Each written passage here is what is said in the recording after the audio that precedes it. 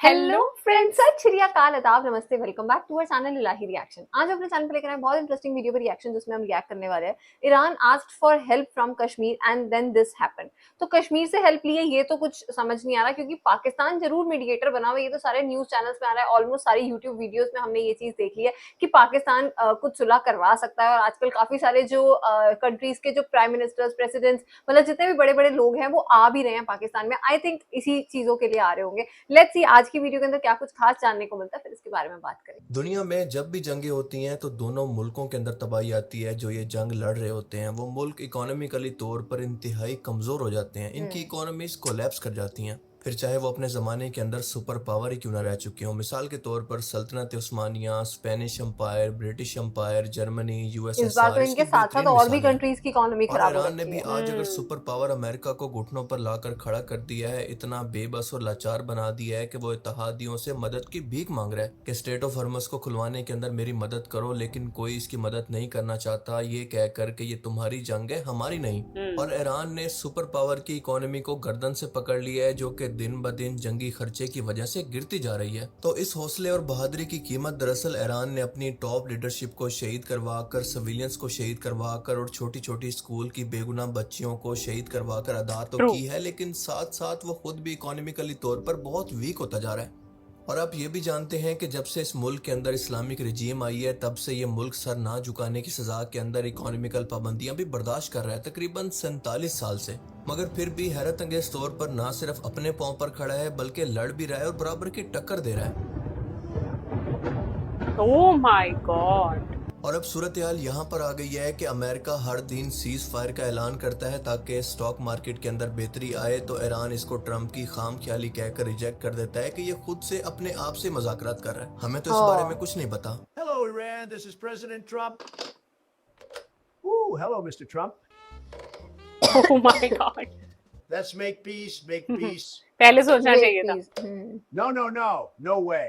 फिर ट्रंप गुस्से में आकर पैनिक के अंदर पहले से ज्यादा शदीद हमले की धमकी देता है, तो ईरान का जवाब होता है कि अभी तेरे को जो उखड़ने का उखड़ ले। ट्रंप और इसका सेक्रेटरी ऑफ वॉर ऐलान करके हटते हैं कि हमने ईरान की तमाम मिसाइल फैसिलिटीज, न्यूक्लियर साइट्स को तबाह कर दिया है, मिलिट्री फैसिलिटीज तबाह कर दी हैं, इसकी नेवी तबाह हो चुकी है, एयरफोर्स तबाह हो चुकी है। तो अगले ही दिन ईरान इसके एडवांस तरीन जहाज F-35, जिस पर इसको बहुत नाज बहुत मान था। था कि ये रडार की पकड़ के अंदर नहीं आता और इसकी कीमत $100 मिलियन है, तारीख में पहली बार इसको टारगेट करके गिरा देता है। और इसके बाद इसकी नेवल शिप इब्राहिम लिंकन पर भी हमला करता है। तो ये शर्मिंदगी से कहता है कि हम ये जंग जीत गए हैं, क्योंकि ईरान और में जो जेरल रजीम आर्ट पहले पे थी भी वो बहुत ही हमला हुआ हार्ड है। और स्ट्रिक्ट थी, यानी ये बहुत हमने ही कल ज्यादा की वीडियो में देखा कंजर्वेटिव था। थी, लेकिन अब जो है वो बहुत ही सॉफ्ट है और हमसे मजाकरात करना चाहती है। You know, I don't like to say this.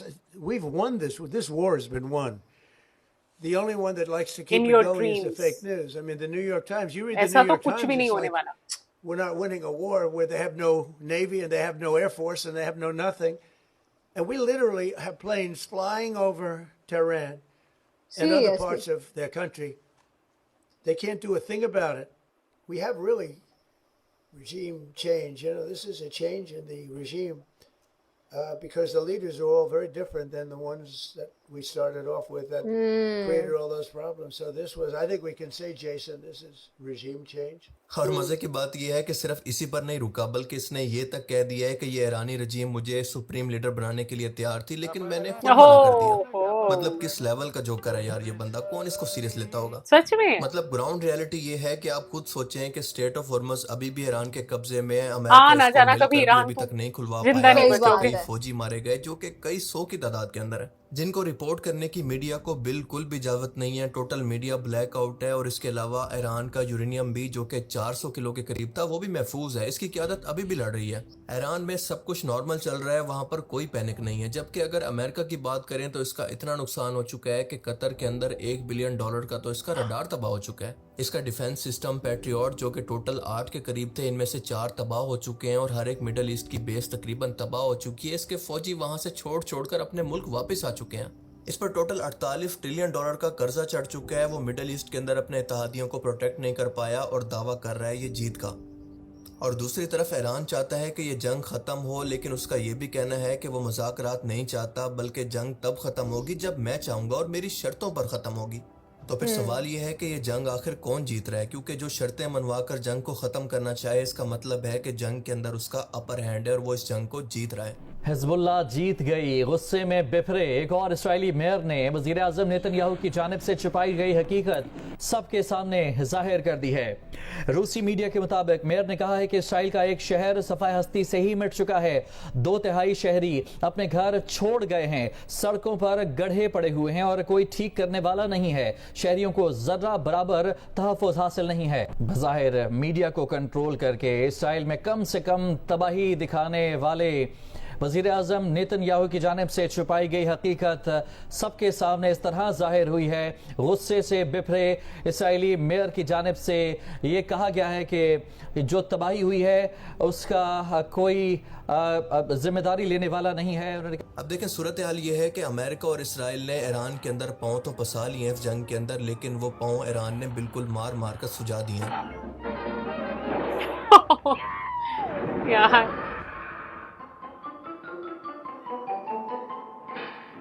ये लड़ाई तो बहुत छोटी लग रही है ऐसे जबकि तो। इनका मीडिया इतना कंट्रोल्ड है कि ना तो अपना नुकसान बता सकता है और ना ही असल रिपोर्टिंग कर सकता है, वरना जाहिर है कि खुद अमेरिका और इसराइल के अंदर ही खाना जंगी स्टार्ट हो सकती है। हाँ, आपको सच यकीन में। ना आए तो ये न्यूज़ सुन लें। अब खुद इसराइली और अमरीकी मीडिया ने रिपोर्ट किया है कि इसराइल ने अमरीका को बता दिया है कि उसके पास ईरानी मिसाइलों से बचने के लिए इंटरसेप्टर्स इंतहाई कम बाकी बचे हैं।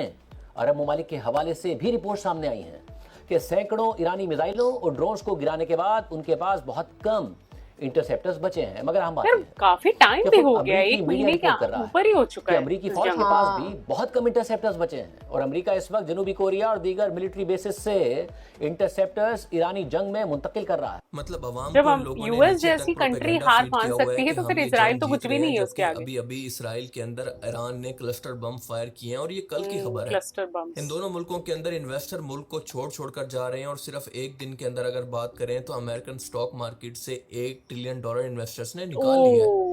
पाबंदियों के साथ ईरान ने ये जंग पेट भाई पर मार्केट पत्थर पे तो बांधकर असर आया कैसे है, लड़ी हर है इसका जगह अंदाजा मार्केट आप गिरी इस हुई है। बात से बहुत लगा ज्यादा, लें कि हाँ। सिर्फ एक महीना भी मुकम्मल नहीं हुआ तेल की सप्लाई बंद हुए तो हमारे मुल्क के अंदर इन नाअहलों की वजह से ये हालत हो चुकी है। जैसे जंग कभी ईरान तो के लगता अंदर है नहीं कि सब बल्कि हमारे मुल्क स्ट्रेटजी के अंदर थी, चल रही हो, किसी हमले उन चीज पर को ना हो रहे हो बल्कि हमारे प्रमोट मुल्क कर पर रहे हो थे रहे हो। वो, मतलब पेट्रोल वो शॉर्टेज, हमें समझ नहीं आ महंगाई, रही। लॉकडाउन, पैने को लोगों को समझ ही नहीं आ रहा कि अगले टाइम के अंदर हुकूमत क्या डिसीजन लेगी। President, I would like to salute you. मतलब आप खुद सोचें कि ना पाबंदियों से कोई सल्यूट काम फॉर बना, व्हाट? ना अटैक करने से कुछ हुआ, ना मीडिया वॉर से कुछ कि हुआ, इतना ना गंदा रजीम को दिमाग खत्म लेके कर तुम देने से इतने कुछ सालों हुआ तक और जी ना रहे हो। लोगों के हाथ एहतजाज करवाने से और खाना जंगी सैल्यूट ही करवाकर कुछ बनता है हासिल इनका। हुआ। तो सोचें अमेरिका और इसराइल के पास इस जंग के लिए क्या ऑप्शन बाकी रह जाते हैं। सिर्फ और सिर्फ एक सबसे बड़ा और कामयाब हथियार यानी डिवाइड एंड रूल यानी शिया सुन्नी, सुन्नी हाँ, का शिया फसाद है। करवाना। सुन्नी। देखें, सबसे ज़्यादा अफसोस मुझे इन सुन्नी मुस्लिम मुल्कों पर हुआ है जिन्होंने गजा के अंदर तड़पते मुसलमानों की कोई मदद नहीं की और इस वक्त अपने शिया भाइयों के गजा के कातलों के मुकाबले के अंदर मदद कर रहे हैं। इसराइल और अमेरिका के इत्तेहादी बनकर ईरान पर हमला कर रहे हैं। मतलब इनका किबला क्या है, आखिर ये किस साइड पर है? और इस वक्त सबसे बड़ा सवाल ये होना चाहिए कि ईरान दुश्मन की बेसिस को इस्लामी मुल्क के अंदर क्यों टारगेट कर रहा है, बल्कि सवाल ये होना चाहिए कि इन दुश्मनों की बेसिस इस्लामी मुल्क के अंदर क्या कर रही है। और अपनी इन्हीं हरकतों की वजह से जिनको लगता है कि ईरान को कमज़ोर करके या फिर ख़त्म करके ये मुल्क सुकून से रह लेंगे, तो ये इनकी भूल है। क्योंकि इसराइली रब्बियों ने खुलेआम मीडिया पर आकर अपना सारा प्लान पब्लिक कर रखा है। ज़रा इस यहूदी रबई का इंटरव्यू सुने जो ये कह रहा है कि मिडिल ईस्ट के अंदर बहुत ही जल्द एक बड़ी जंग होने वाली है जो सुन्नी वर्सेस शिया होगी। ओह और ट्रंप ने अपनी सोशल मीडिया पोस्ट पर यह तक लिख दिया है प्लान कि तो मिडिल इनका ईस्ट कुछ के अंदर ऐसा ही हम है जो कि ये जंग आपस लड़ में रहे ही हैं, ये लड़वा दरअसल दो। सुन्नी मुस्लिम मुल्कों के लड़ रहे हैं क्योंकि शिया सुन्नी की ये जंग काफी सालों से चल रही है और हम इसी का खात्मा करना चाहते हैं, यानी ईरान को खत्म करना चाहते हैं। अब इससे बिल्कुल साफ है कि ये जानबूझकर सुन्नी मुस्लिम मुल्कों को ईरान के खिलाफ भड़काकर इस जंग के अंदर शामिल करना चाहते हैं। और इस सब का मास्टरमाइंड है इसराइल, जिसके हाथ में ट्रंप की रस्सियां हैं जिसको वो जैसे चाहता है हिलाता है। और इसका प्लान है कि इसी जंग के दौरान मस्जिद अक्सा पर एक मिसाइल गिराकर इसका इल्जाम ईरान पर लगाकर इन दोनों फिरकों के लोगों को आपस में लड़वा लड़वा कर इतना कमजोर कर दिया जाए कि फिर कोई भी ग्रेटर इसराइल का कैसी रास्ता बात रोकने है यार, वाला ना मतलब बचे। बोलते हुए भी डर और इन नहीं लग रहा। मुल्कों की हालत मस्जिद भी पर ऐसी कर मिसाइल। दी जाए जैसे इन लोगों ने शाम, इराक, अफगानिस्तान, फलस्तीन और लीबिया की है, जो कि बिल्कुल भी इस जंग के अंदर कहीं पर नजर ही नहीं आते। और फिर ये बंदा कहता है कि सऊदी अरेबिया इस जंग के अंदर अमेरिका से मदद मांगेगा, लेकिन इसकी मदद इसराइल करेगा, जिसके बदले सऊदी अरेबिया इसराइल को अपनी ज़मीन में से कुछ हिस्सा देगा। जिसके बाद ग्रेटर इसराइल का वो हिस्सा जो कि सऊदी अरेबिया के अंदर शामिल है, इनको बिना किसी जंग के आराम से खुद ब खुद मिल जाएगा। It's such a civil war in Saudi Arabia. It'll be Shiites versus Sunnis. We don't know. Maybe one of the missiles will hit Damascus. Then all the Arabs will go ये against सब सुन के तो Iran ऐसा and लग रहा है be the जैसे end of the world war problem. 3 की तैयारी ग्रेटर लगभग हो इसराइल चुकी। जिसकी बाउंड्री सऊदी अरेबिया से लेकर दरियाए फरात के पूरे इलाके तक मौजूद है और इसकी शुरुआत आप देख सकते हैं कि सऊदी अरेबिया ने खुलकर कई बार ऐसा लगता है सारे पॉलिटिशियंस ने मिलकर ये सब अमेरिका को करवाया है। देने का ऐलान किया है, जहां से वो ईरान पर हमले करेगा और इसके बाद जाहिर है कि ईरान बदले में इस बेस पर अटैक करेगा। और इसी तबूक की तरफ आने वाले कुछ मिसाइल मुमकिन है कि रास्ते के अंदर ही कहीं पर गिर जाएं, मुमकिन है कि मक्का के आसपास जो कि इससे 10 घंटे की मुसाफत पर है, और सऊदी अरेबिया ये इल्जाम लगा सके कि देखो ईरान ने मक्का पर हमला कर दिया और पूरी दुनिया के मुसलमान इससे नफरत करके इसके खिलाफ खड़े हो जाएं। ये ईरान ने भी वार्न किया है कि इस तरह का फॉल्स फ्लैग ऑपरेशन हो सकता है। ईरान ने तो ये भी वार्न कर दिया है कि पाकिस्तान को भी इस जंग के अंदर घसीटने के लिए यहाँ के बलूचिस्तान के इलाके पर खुद ब खुद अमेरिका और इसराइल हमला करेंगे और इसका इल्जाम भाई ईरान खुदा पर से डालने की डरो। कोशिश करेंगे। ये सोचने और बोलने से साथ-साथ पहले 10 यूएई बार ने भी सोचना जंग चाहिए के तुम अंदर बोल क्या शमूलियत रहे हो। इख्तियार कर लिया, यानी इसके बैरी बेड़े के अंदर शामिल डर हो ही तो चुके हैं। खत्म हो गया है। मतलब आज आप गौर तभी तो करेंगे ये तो सब हो रहा है। देखेंगे मक्का कि पर ये सब हमला? के सब मुस्लिम हुक्मरान कहाँ अपने मेंटालिटी है मफादात भाई की तुम खातिर लोगों यहूद की? और नसारा के साथी बन चुके हैं, सिर्फ इनके हुक्मरान, इनकी अवाम नहीं। और इसीलिए मरहूम डॉक्टर इसरार अहमद ये फरमाया करते थे कि अरबों के लिए हलाकत है। उन्होंने कुरान को पसे पुश डाल दिया, हालांकि उनको सबसे बड़ी दुनिया की नेमत मिली थी। ये आजमी मुसलमान है, अरबी नहीं, अरबी गए, ये नोट कर लीजिए। इसलिए कि अरबों को अल्लाह ने फजीलत दी थी, मोहम्मद उनमें से थे सल्लल्लाहु अलैहि वसल्लम, ये रुतबा बुलंद मिला जिनको मिल गया। लेकिन साथ ही अल्लाह ने धमकी भी दे दी थी सूरह मोहम्मद में, इन ततवल्लो यस्तब्दिल कौमन गैरकुम, अगर तुम पीठ दिखा दोगे उस मिशन को जो हमने तुम्हारे हवाले किया है, तुम्हें हटाएंगे, किसी और को ले आए। और आपको एक हैरत अंगेज बात बताऊं कि यमन भी अरब के अंदर शुमार होते हैं, लेकिन जो किरदार इनका इस जंग के अंदर रहा है वो हैरत अंगेज तौर पर कुरान और हदीस के अंदर पहले बिल्कुल इसी तरह से बयान किया गया।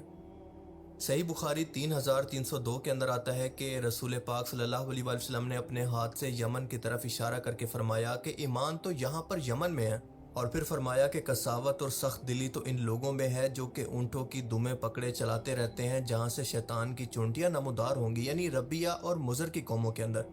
अल्लाह अकबर। क्या आप जानते हैं कि रबिया और मुदर की कौम के लोग आज कहाँ पर मौजूद हैं?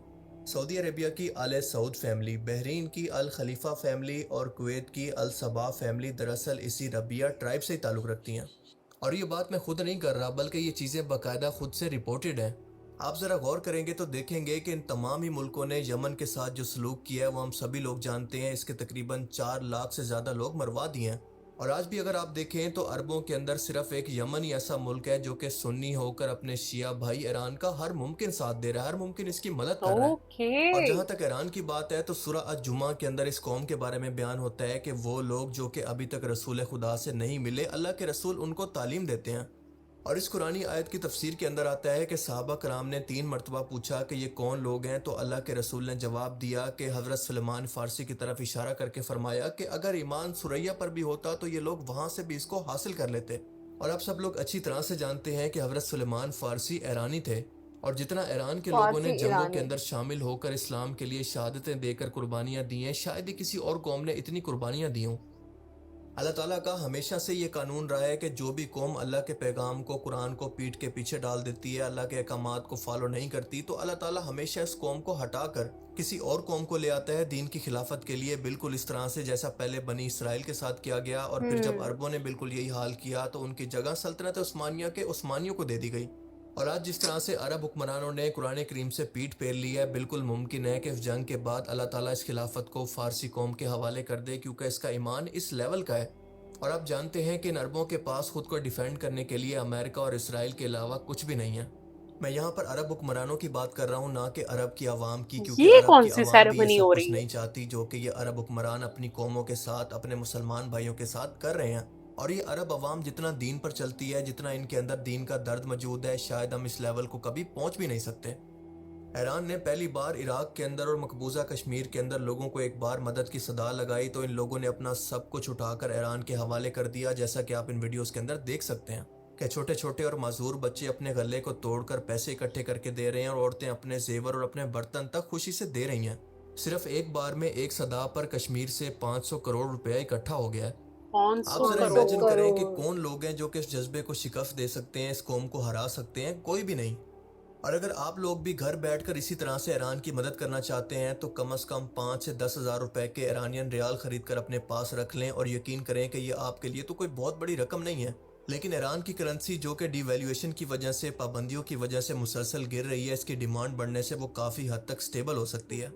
आज की वीडियो देखते हुए ना सच में ऐसा लग रहा था कि ये कोई एक साजिश है, कोई स्ट्रेटजी है जो कि सारे पॉलिटिशियंस मिलकर कर रहे हैं, क्योंकि यार मतलब वो चाहते हैं कि शिया और सुन्नी आपस में ही लड़ लें। तो ये ही शायद शुरू से प्लान चल रहा है। तभी जो खामनेई जी की जो वो आती थी ना वीडियोस, शॉर्ट्स भी आते थे, कितनी ज्यादा वीडियो, तो वो हमेशा यही कह रहे होते थे कि तुम एक मुसलमान हो, शिया और सुन्नी में ना बटो। ये वीडियो तो बहुत ही ज्यादा वायरल हो रही थी उस टाइम पे, और मुझे लग रहा है कि ये कहीं ना कहीं ये बात सच भी थी कि वो डिवाइड एंड रूल वाला जो मतलब वो था ना, वो दोबारा से सबके ऊपर अप्लाई कर रहे हैं सो दैट ये लोग लड़ लें। बाकी आज की वीडियो के अंदर जैसे वो लोग बातें कर रहे थे कि मस्जिद अल अक्सा पर मिसाइल गिरा सकते हैं, मक्का के बारे में बात करें, मतलब ये सोच भी कैसे रहा है कोई, और ये बात कोई बोल भी कैसे रहा है, हमें तो यही समझ नहीं आ रहा। पता नहीं क्या चल रहा है, कब ये सब चीजें खत्म होंगी। यार इस वॉर को लेकर ना बहुत सारे क्वेश्चन अब हमारे माइंड में उठ रहे हैं, क्योंकि खामनेई जी का वॉर के पहले दिन ही, आई थिंक कुछ ही दिनों के अंदर उनका मर जाना या उनको मरवा देना, ये भी एक साजिश ही थी। और ईरान के कुछ ऐसे लोग ही हैं, अंदर के लोग ही हैं, जो यही नहीं चाहते कि ईरान में कभी कोई जीत हो या ईरान कभी भी कुछ किसी तरीके से वो सक्सेसफुल हो पाए। तो आई थिंक उनके अंदर ही कुछ ऐसे गलत इंसान, गलत लोग, गलत नीयत के साथ बैठे हुए हैं, जो कहीं ना कहीं इजराइल और अमेरिका का साथ दे रहे हैं। वहीं दूसरी तरफ अगर हम बात करें, जब पाकिस्तान और जो सऊदी कंट्रीज थी उनके बीच में जो पैक्ट साइन हुआ था, उसके बाद हमें ऐसा लगा था कि ये सारी मुस्लिम कंट्रीज एक होने वाली हैं, इनकी ताकत अब डबल होने वाली है। बट किसी को नहीं पता था कि कुछ ही महीनों बाद हमें ये मंजर देखने को मिलेगा। और आई थिंक जो ईरान की इस वक्त कंडीशन है ना, वहां पर चाहे वो अपनी मिसाइल्स के साथ अपने पावर को दिखा जरूर रहे, पर आई थिंक उनकी जो अंदर की कंडीशन है, उनकी जो इकोनॉमी है, वो काफी हद तक डैमेज हुई है। और आई थिंक इस वॉर के कारण बहुत सारी कंट्रीज की इकोनॉमी डैमेज हुई है।